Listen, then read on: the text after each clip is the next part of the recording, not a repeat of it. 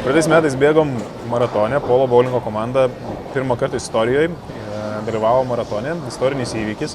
Tai galima pradėti nuo to, kad pasidalinti įspūdžiais. Visas įdomumas jau prasidėjo ne tik pačiam maratone, bet jau ir treniruotėse, kai turėjom sportininką, kuris padėjo suprasti, kaip bėgti, kaip teisingai bėgti. Labai smagus tie prisiminimai. Man kas labiausiai atsiminė, tai kad Inga mus paliko, kai Jolantai buvo sunku.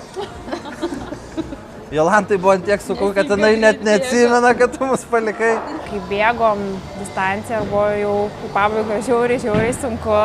Komandos nariai manęs nepaliko. Sako, bėgsim visi kartu ir finišuosim kartu. Buvo žiauriai geras jausmas.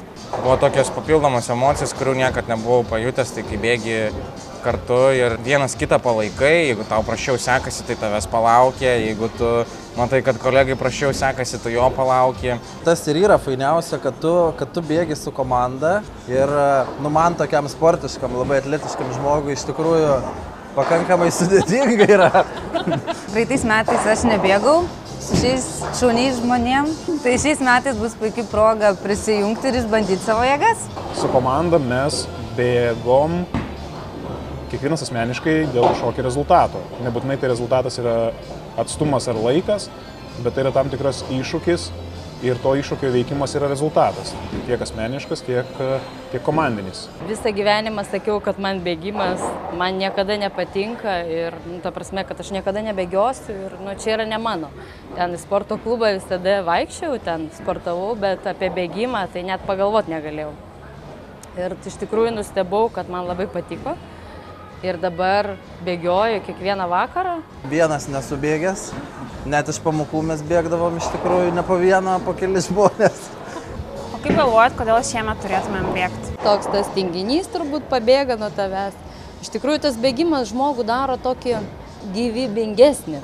Jo, iš tikrųjų bėgti verta yra dėl sveikatos, bet dar svarbiau dėl pikniko. Išsikelsiu tikslą ir išbandysiu įveikti savo tingėjimą ir nenorą bėgti. Ir galbūt suprasti, kad bėgimas tau patinka, jeigu taip ir nebuvo. Labiau susipažinau su jumis visais. Man kur kas lengviau buvo jums visiems pasakyti labas.